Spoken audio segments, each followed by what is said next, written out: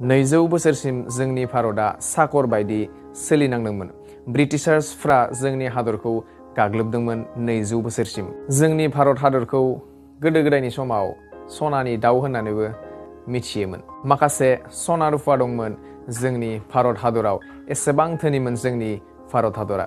नाथाय बे 200 बोसोरनि समनि गेजेरावनो ब्रिटिशार्सफोरा जोंनि बेसेबांबा बेसेन गोसा मुवा बेसादफोरखौ खावनानै गावसोरनि खालामनानै लाहैदोंमोन।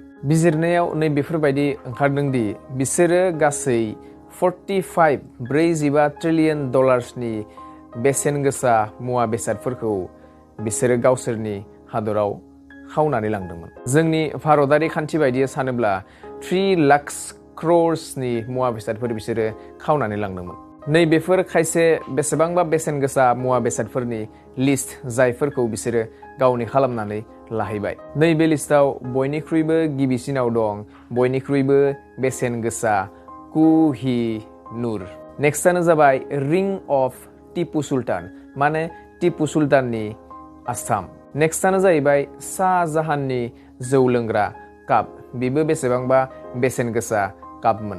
बेनि उननियानो जाहैदों अमरावतीनि मार्बल्स। नोंथांमोना जुदि बेफोरबायदि भिडिअसफोरखौ नायनानै मोजां मोनोबा आंनि चेनेलखौ इउटिउबाव साबस्क्राइब खालामनानै लाजायो।